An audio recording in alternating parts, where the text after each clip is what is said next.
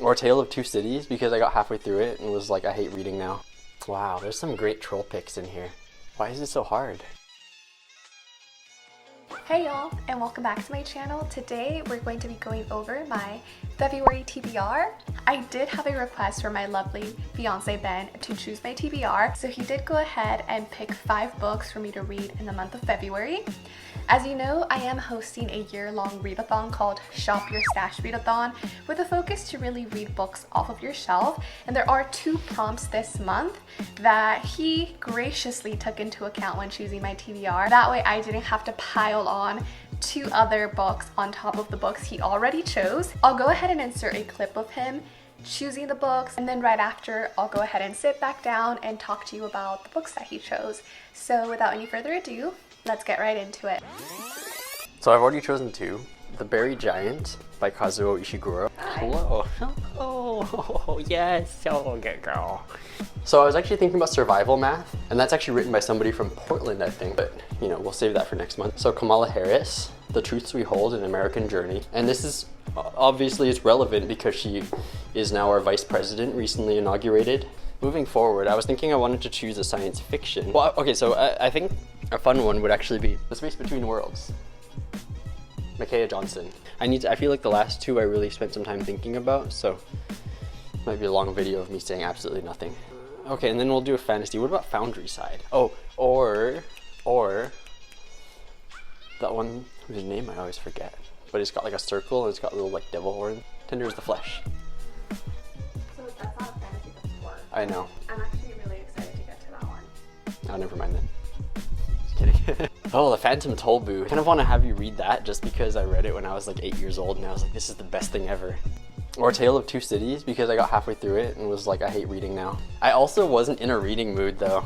Like, I feel like for like all of last year minus when I was reading A Tale of Two Cities, obviously. Okay, I'm taking a small hiatus. From reading? Yeah, well, from everything, just life in general. Oh wait. Oh. No. Well, oh, this is tough. Yeah, well, I'm trying to choose ones that you haven't read. And so far I've been successful. You don't want to reread something, says me. Wow, there's some great troll pics in here. Mathematical bafflers. You could just like read through like 400 like weird mathematical word problems, and I've tried them. They're kind of a mess. Like, I feel like they weren't really well thought out. 2,000 years later. Why is it so hard? I was thinking the bell jar. Just kidding. The first book that I want to talk about is actually one that Ben didn't choose. I did make a 21 books that I want to read in 2021 video, and I'm really also trying to prioritize those and read at least 1 book a month from that list. I'll also go ahead and link that video up in the cards if you want to see other books that are on that list. But the book that I personally chose is The Nickel Boys by Colson Whitehead. In this book, we follow our main character, Elwood Curtis, who's growing up in the 1960s in Tallahassee. He is unjustly and unfairly sentenced to go to this reformative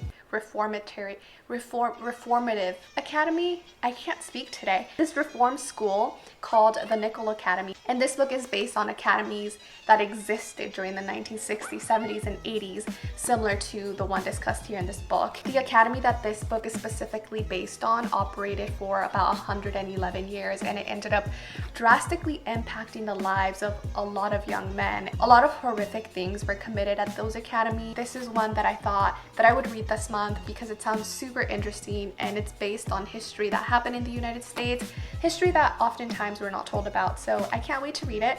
Ben actually read this book already and he loved it, so he really also wanted me to read this soon. Now I'll go over the books that Ben specifically chose for the February prompts. Prompt number 1, let's read backlisted books. Read a book published the year of or before you were born. I was born in 1994, so Ben had to choose a book published in 1994 or before that. And for that prompt, Ben chose The Bell Jar by Sylvia Plath. This was published in 1967. And in this book, we follow our main character as she slowly falls into madness. That's all that I really know about The Bell Jar. I know that it's a classic, I know that it's widely beloved, and I know that it speaks a lot on mental health. So I'm excited to read it. I love any book that has to do with the human psyche and things that affect it. The second prompt for the February Shop Your Stash Read-a-thon is read a book by a Black author. And for this prompt, he chose The Truths We Hold by Kamala Harris. It's Kamala Harris's memoir, and she's currently the Vice President of the United States. What a better time to read it than now. We've had this book for a couple of months now, but I just haven't got into it because there's so many books that we need to get to. But I'm really excited to know more about her. I really want to know what her aspirations were when she was younger, what her motivations are, and how that's going to impact her role as a VP and then impact our country. So I'm excited to hear about her. The next book that Ben chose is called Tender is Flesh, and this is by Agustina Bazterrica. This is a horror novel based in Argentina by an Argentinian author, and I'm really intrigued by it. The premise of it seems a little bit bizarre. In the book, there's this infectious disease that affects all animals, and because of that, the meat industry kind of shuts down and we're not allowed to eat meat as humans anymore. So the government transitions into eating human flesh. Hence the name, Tender is the Flesh. So I just thought that was a very bizarre concept, and apparently it's this larger social commentary on the meat industry, especially in Argentina, because they are a large exporter of meat. I'm really intrigued to do more research and find out more about Argentina and their meat industry, and I can't wait to read the story. Sounds like it's going to be a very thought-provoking book, which I'm all here for. I love thought-provoking books. The next book that Ben chose is The Space Between Worlds, and this is by Micaiah Johnson, and this is an adult sci-fi novel. So in this book, multiverse travel is finally available. In it, humans can travel to other multiverses, but the one catch is that you have doppelgangers in those multiverses and you can't travel to the ones where you're still alive. So comes in our main protagonist, Kara, whose doppelgangers seem to be just notoriously good at dying. So Kara became this really good candidate to do multiverse travel.